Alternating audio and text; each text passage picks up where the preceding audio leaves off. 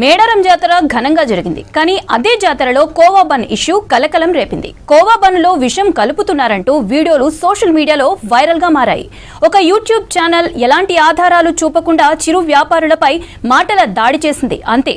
ఆ video social మీడియాలో viral అవ్వడంతో పాటు కామెంట్ల వర్షం, ట్రోల్స్ తుఫాన్స్ తో మోత మోగింది. మరి ఆ వీడియో ప్రభావం వ్యాపారులపై ఏ విధంగా పడింది? ప్రజలు ఏమంటున్నారో తెలుసుకోవాలంటే let's watch this khoa bun story.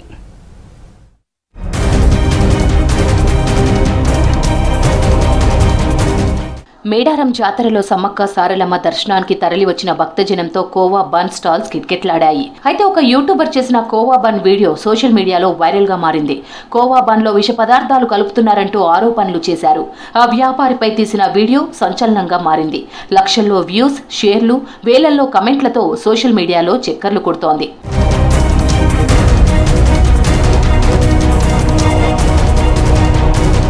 Khoa bun వివాదంపై వ్యాపారులకు మద్దతుగా నిలిచారు సెలబ్రిటీలు, రాజకీయ నాయకులు. ఆ వ్యాపారితో మాట్లాడి కోవా బన్ తిన్నారు. చిన్న వ్యాపారులపై దుష్ప్రచారం ఎందుకని మండిపడ్డారు. హైదరాబాద్ లో కూడా కోవా అందుబాటులో ఉంటుంది. నిత్యం వేలాది మంది ప్రజలు కోవా బన్ తింటుంటారు. తాజా పాలను మరిగించే కోవా తయారు చేస్తారని తాము చిన్నప్పటి నుంచి తింటున్నామని తెలిపారు నగరవాసులు. సోషల్ మీడియాలో వచ్చే కోవా బన్ వీడియో అసత్యమని, ఇందులో ఎలాంటి రసాయనాలు కలపరని తెలిపారు ప్రజలు. నేను ఇక్కడ ట్యాంక్ బండ్ మీద ఎప్పుడైనా ఈ సైడ్ లో వస్తేప్పుడు కోవా క్రీమ్ బ్రన్ తింటాను. మంచిగా నైస్ ఉంటుంది, దానికి మంచి హెల్తీ అది ప్రోడక్ట్. ఇంకా చిన్నపిల్లలు చాలా ఇష్టంతో తీసుకో పిల్లల కోసమే నేను కొంటాను. యాక్చువల్లీ మేమేమి తింటాం, అట్లా ఏం లేదు. మంచిగా ఇంకా 10 రూపీస్లో ఉంది. ఇట్లాంటి ప్రోడక్ట్ 10 రూపీస్లో ఇంత తక్కువ రేట్లో ఇస్తున్నా అంటే గ్రేట్. రెగ్యులర్గా కోవా బన్ తింటూ ఉంటామండి. పాలు, చక్కెర అండ్ నెయ్యితో చేసినది. ఇది చాలా బాగుంటుంది. చిన్న చిన్న వ్యాపారులు రోడ్ల సైడ్ చేసుకుంటుంటారు కదా, వీళ్ళని ఇబ్బంది పెట్టకండి. ఎందుకంటే సోషల్ మీడియాలో వచ్చే న్యూస్ అంతా ఫేక్ ఇప్పుడు వచ్చిందంతా.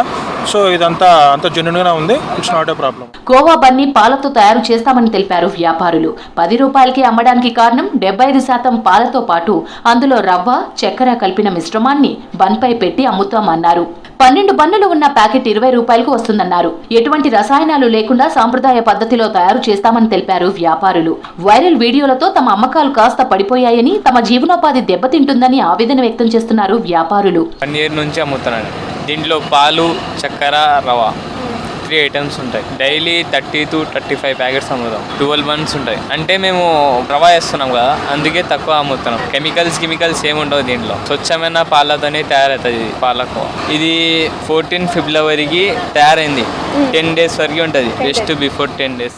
సోషల్ మీడియాలో తప్పుడు ప్రచారం చేసిన వారిపై కఠిన చర్యలు తీసుకోవాలని కోరుతున్నారు వ్యాపారులు.